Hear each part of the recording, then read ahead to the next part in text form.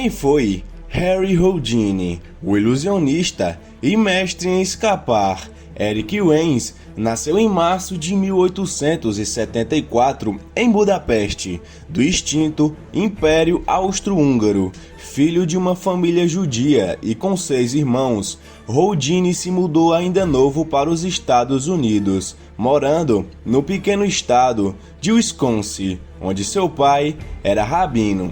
E hoje esse será o tema tratado aqui no canal. Portanto, se você ainda não é inscrito no canal, se inscreva, ative as notificações, dê um like, compartilhe o vídeo e vamos embora. Em virtude do emprego do seu pai, a família eventualmente se mudou para Nova York, por terem passado por períodos de dificuldades financeiras.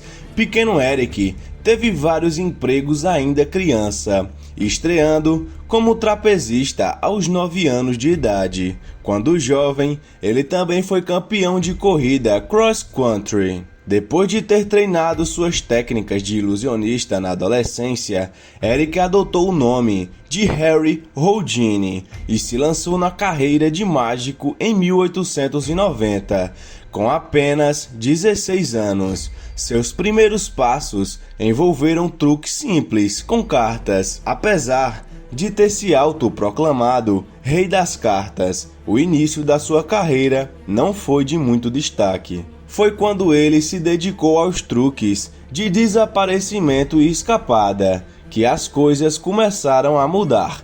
Por um tempo, ele se apresentou com um de seus irmãos no número, os irmãos Houdini, mas quando se casou com Bess Harney, ela se tornou sua assistente de palco e assim seguiu por toda a sua carreira.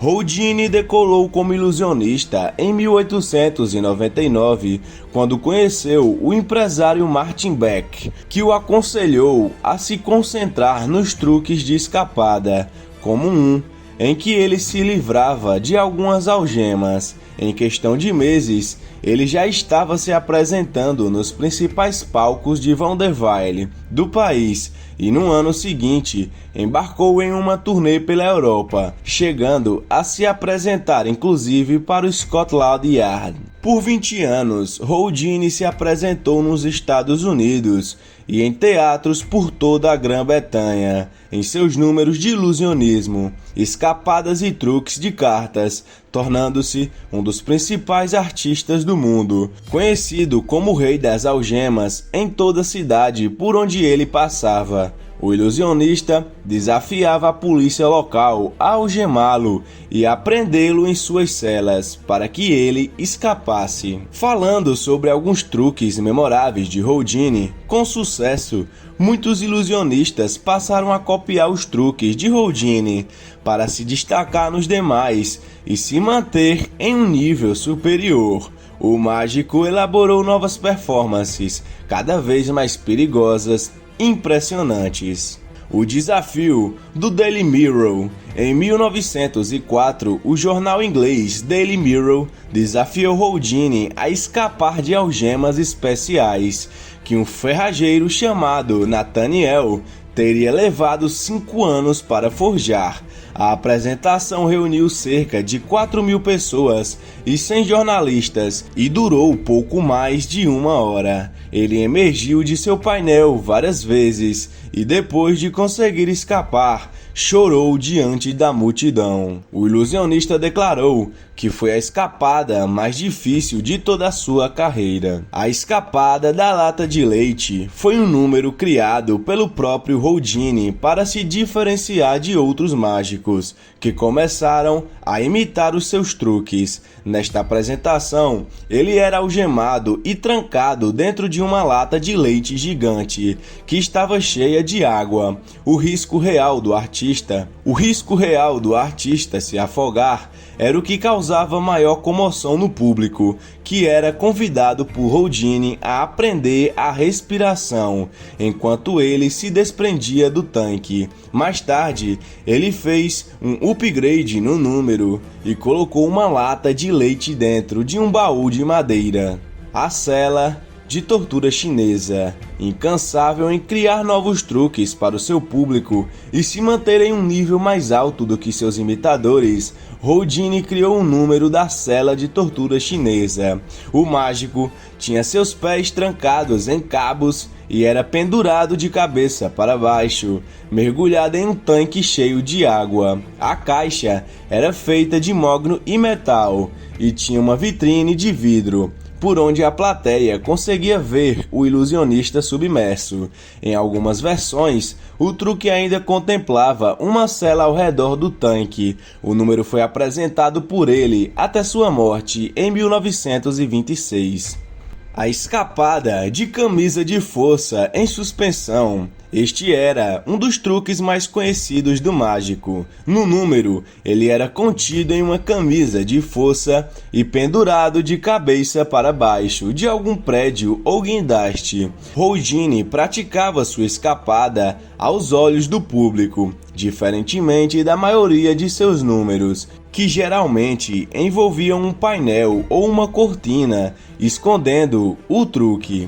Para garantir a cobertura da imprensa, não foram raras as vezes em que ele apresentou a escapada num prédio de algum jornal. A escapada da caixa naufragada. Em mais um número perigoso envolvendo água, Houdini escapava de um caixote fechado com pregos e cordas depois que ela era submersa na água. Como se isso não fosse o suficiente, o ilusionista estava preso por algemas e com pesos de ferro nas pernas. Sua primeira escapada, apresentada em um rio em Nova York, levou 57 segundos. Enterrado vivo. A primeira vez em que Houdini apresentou este número quase custou sua vida.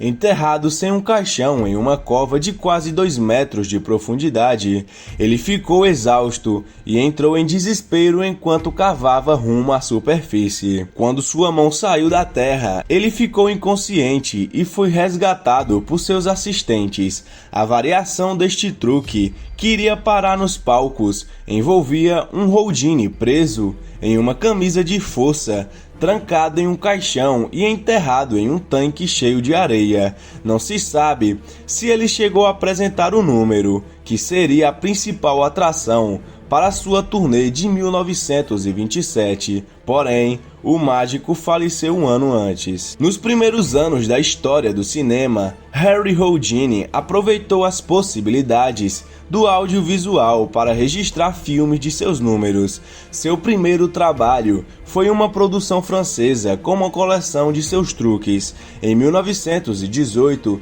ele participou de uma série chamada O Mestre do Mistério, que foi lançada simultaneamente com o livro. A produção lhe rendeu um contrato com a Paramount, e Houdini estrelou 2 filmes, The Green Game e Terror's Land, de 1919 e 1920.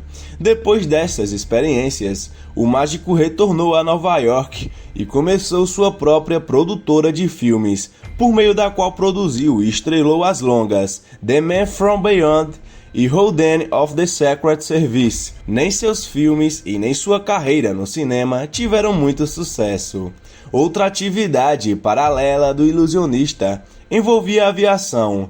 Em 1909, ele se tornou fascinado por aviões e chegou a comprar um biplano francês por $5.000, o equivalente a quase 150 mil nos dias de hoje. Depois de cair em uma tentativa, o primeiro voo bem-sucedido de Houdini ocorreu em Hamburgo, na Alemanha. Uma das causas que o mágico abraçou em seus últimos anos de vida foi desmascarar espiritualistas, como videntes e médiuns. Seus conhecimentos em ilusionismo permitiram que ele revelasse fraudes que convenciam até cientistas e acadêmicos naquela época.